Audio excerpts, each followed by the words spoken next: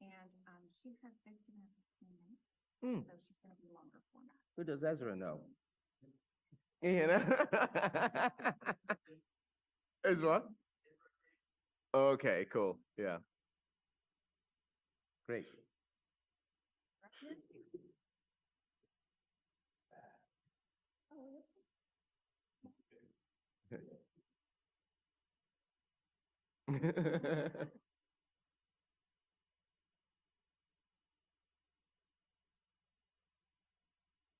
Can I get another water, please? Just run out of.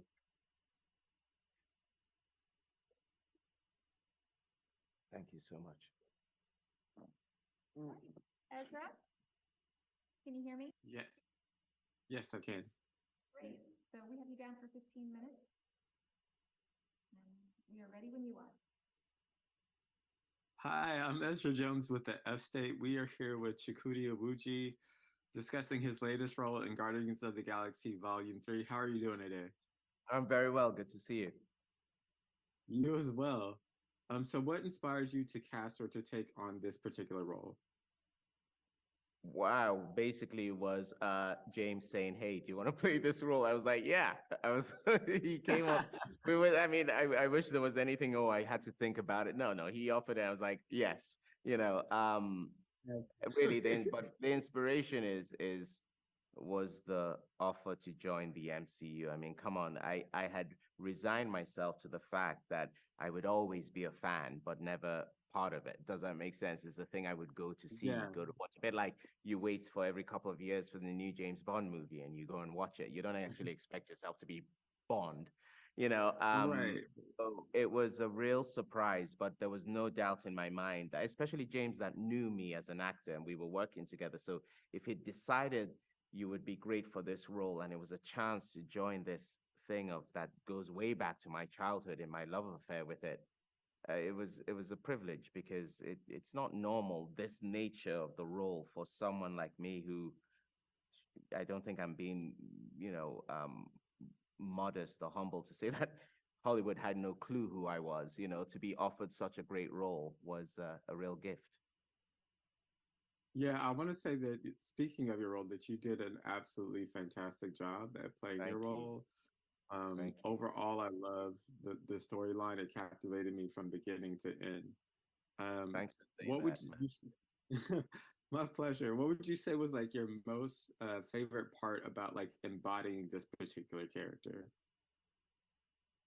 Um, I was just really drawn to all the things that make people hate him.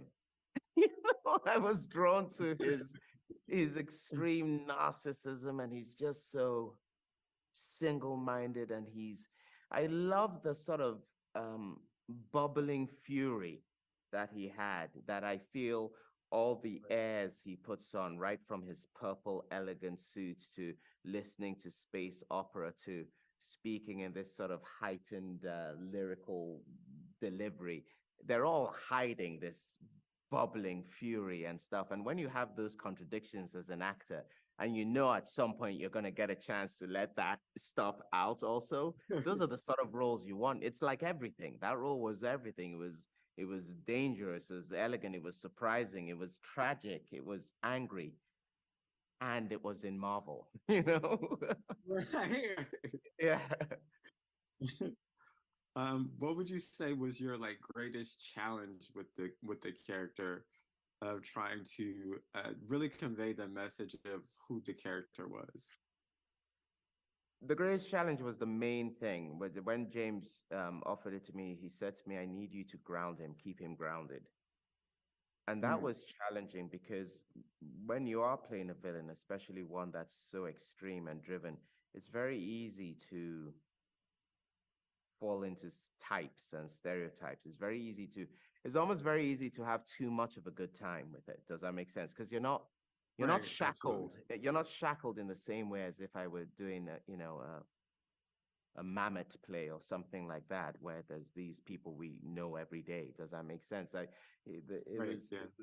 There's a risk that you can have too much fun, especially this guy that is a mixture for me in my imagination and how I built the building blocks of it, of Bond villains and mad scientists and Dr. Frankenstein and all these things that were all tropes I used. It's very easy to start just playing the tropes and not actually land the character. So that challenge of being bold and embracing the big, but also making sure it was truthful, um, was a real challenge and a really good acting challenge, one that I really enjoyed, you know?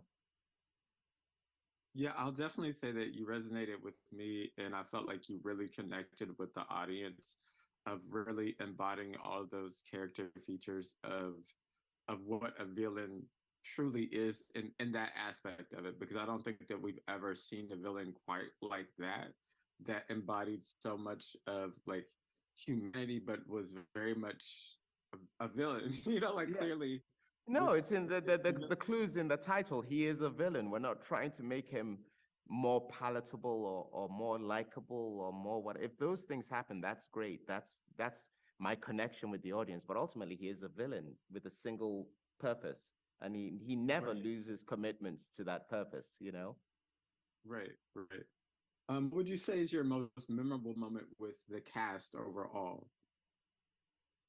Uh with the whole cast of we had around when I was rapping, although they weren't rapping yet, James had us all over to his house and they were just sat there, you know, in his house. And I was consciously aware of the fact that although my journey is sort of beginning, theirs was sort of coming to an end. And they were just so easy with each other. They were so easy with each other. They knew each other's proclivities and James, you know, the host, you know, it was I just went, there is a way in this industry to be in the apex of it, to be under the most kind of pressure of it and expectation and still be very human and very domestic. It was a good lesson, you know. Right, right. And the last question of the day that I have, well, two more questions. Mhm. Like, what message do you hope that the audience gains from your particular role in the film?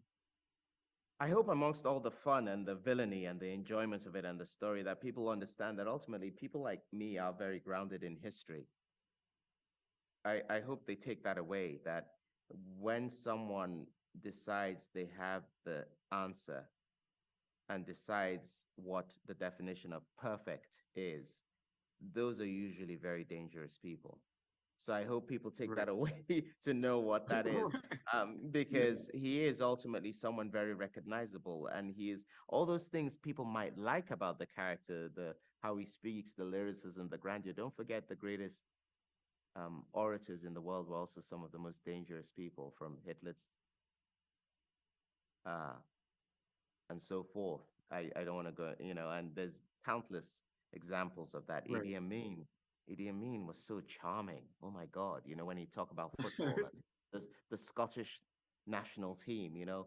So I just want people to know that the idea of the powerful preying on the weak is very present, and we've seen them, and we have actually seen the high evolutionary in history and every day when we turn on the TV still, you know, that's important. Right. Absolutely.